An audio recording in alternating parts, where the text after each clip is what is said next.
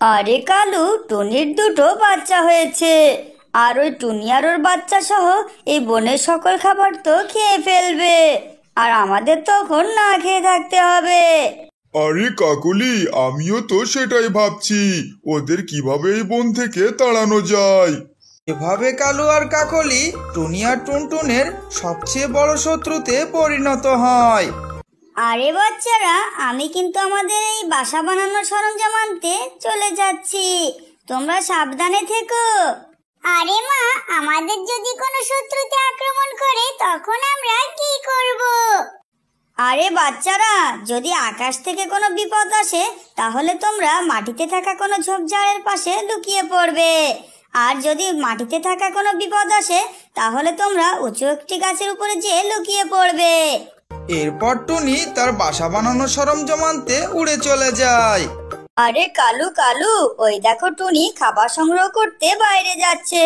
এই সুযোগ তুমি ওর বাচ্চাদেরকে বিপদে ফেলে এসো। এরপর কালু উঠতে উঠতে টুনির বাসার দিকে চলে আসে।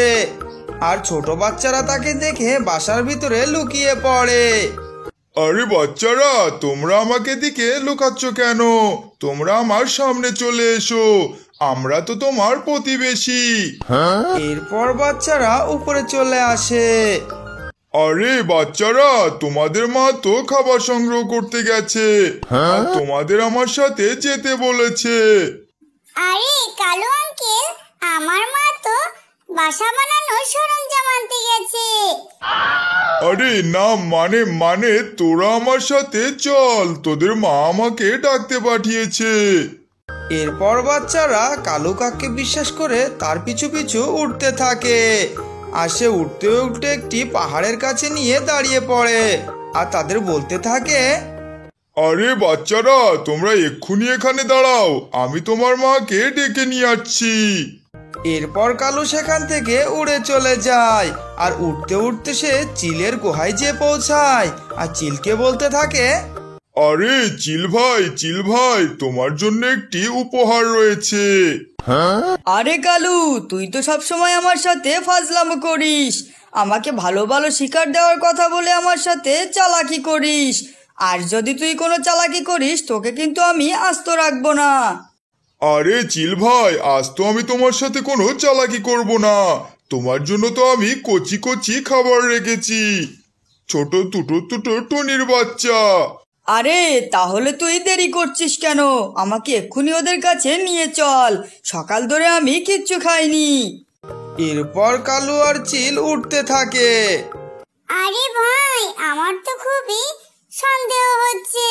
ওই কালু আমাদের বলল আমাদের মায়ের কাছে নিয়ে যাবে, আর এখানে এসে আবার মাকে ডাকতে গেল।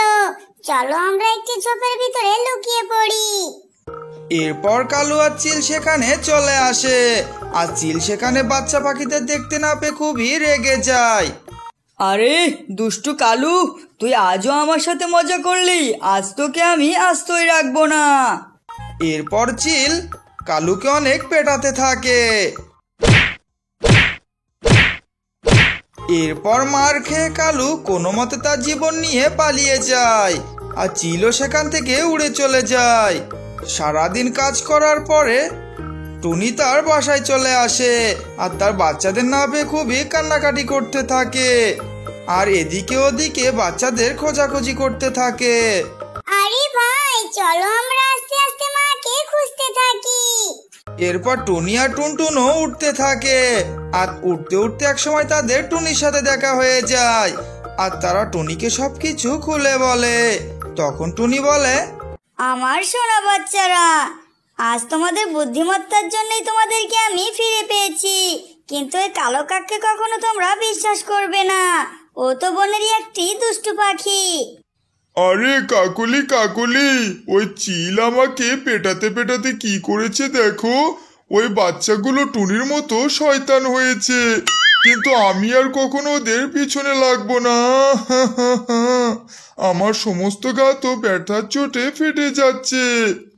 আরে হ্যাঁ কালু, ওরা যা করে করুক, আমরা আমাদের খাবার সংগ্রহ করে খাবো, তা না হলে আমাদের তো পেটানি খেতে হবে।